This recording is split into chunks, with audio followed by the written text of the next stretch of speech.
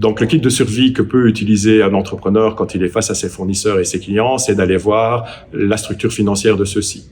Alors, la structure financière, on a la chance en Belgique d'avoir plusieurs sources d'informations, et une des sources d'informations, à la condition que l'entreprise, bien entendu, soit une entreprise en personne morale, c'est-à-dire une SRL, une société anonyme ou autre, donc qui a un statut juridique, c'est d'aller analyser les comptes annuels de ces entreprises via la banque Carrefour des entreprises. Alors, de là, on va retirer 3 éléments essentiels, qui est dans un premier temps l'exploitation du bilan, dans un deuxième temps l'exploitation du compte de résultat. Et puis après, si on veut avoir des informations complémentaires, on utilisera les annexes qui y sont jointes.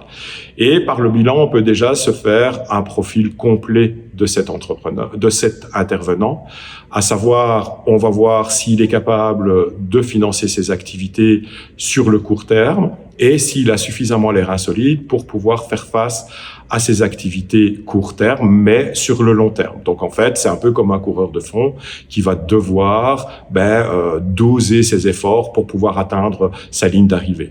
Ça, c'est un des premiers outils qu'on peut utiliser. Le deuxième, c'est l'exploitation du compte de résultat, parce que toute entreprise, pour pouvoir vivre, doit générer de l'argent, doit générer du cash. Et donc, en exploitant ce compte de résultat, qui est en fait, entre guillemets, le mode de fonctionnement, ce que l'entreprise va dépenser pour pouvoir vendre un produit, on va avoir une vision qui s'appelle le cash flow.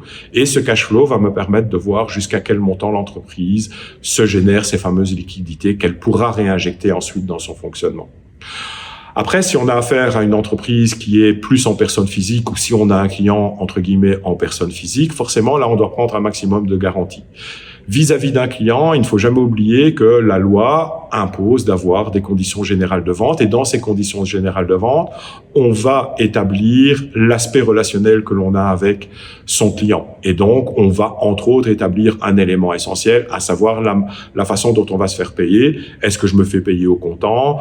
Est-ce que je demande des acomptes? Et ainsi de suite. Dans la mesure où c'est structuré dans la condition générale de vente, à partir de là, il n'y a aucun souci, parce que si le client déroge à celle-ci, irrémédiablement parlant, si je dois aller en justice, j'aurai gain de cause. Vis-à-vis d'un fournisseur, c'est un peu plus délicat parce que forcément, on n'a pas accès à des données financières, on n'a pas nécessairement des conditions des générales d'achat, surtout quand on est une petite entreprise. Les tout grandes multinationales ont des conditions générales d'achat qu'elles imposent à leurs fournisseurs. Et là, en fait, vis-à-vis d'un fournisseur, les premières garanties qu'on doit prendre, c'est écouter ce que l'on en dit. Donc, on a suffisamment d'informations à l'heure actuelle avec les réseaux sociaux et ainsi de suite pour pouvoir avoir une opinion sur telle ou telle société. Et donc, à partir de là, si les informations que l'on a sont des informations fiables, on peut éventuellement envisager de travailler avec lui tout en étant toujours très vigilant, parce que dans une relation d'affaires, la première chose à faire, bien entendu, c'est de garder un certain niveau de vigilance pour pouvoir atteindre les objectifs qu'on s'est fixés.